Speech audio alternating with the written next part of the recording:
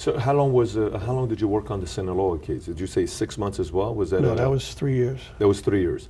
Did you ever get close to El Chapo? Like, were you ever near him, or? No, I communicated with him through, actually we would communicate. He was the world's most wanted fugitive. He was hiding in the mountains of Mexico at that time. So we knew we couldn't go into Mexico. We also knew he wasn't coming out, obviously. So we had to deal with what I called his executive board, his attorneys, his financial people. And we dealt with one of his first cousins, a guy named Manuel. And Manuel became the telephone. I was supposed to be the El Jefe, the big shot in Sicily. And I was communicating with Chapo through Manuel, his first cousin, who would come get the message, return to Mexico, go up in the mountains. And then we started exchanging written messages on pesos.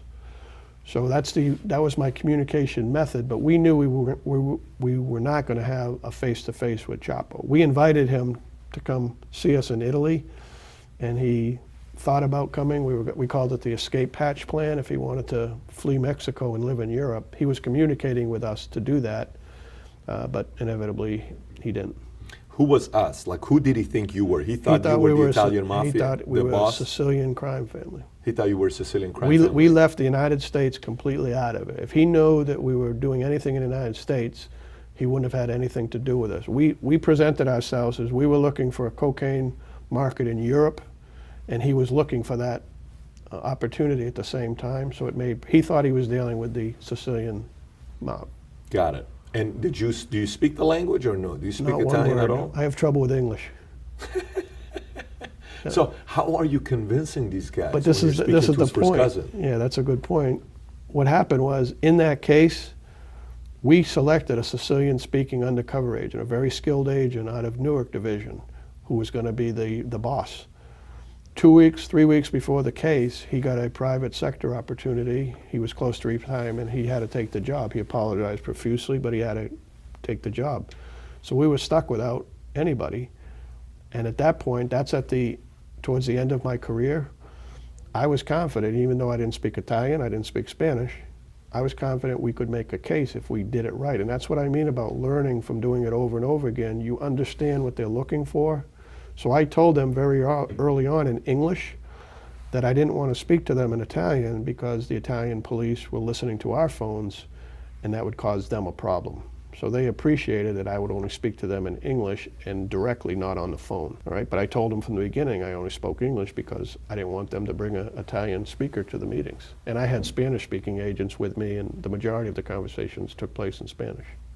The majority of the conversation took place in Spanish. So what did the lawyer, El Chapo's lawyer, say to you guys? He said, what, you guys are more disciplined than us? Yes.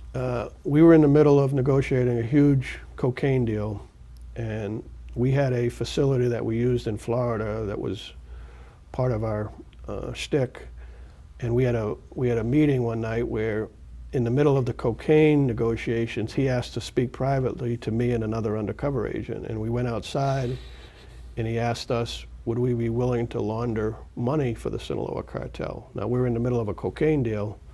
Money laundering goes hand in hand with that. And we said, let's get this cocaine thing wrapped up, and then we'll think about how much money. He said, just a little bit of money. I said, how much? He said, $500 million to start. That's what they considered little. Bit of money, yeah. So we turned him down.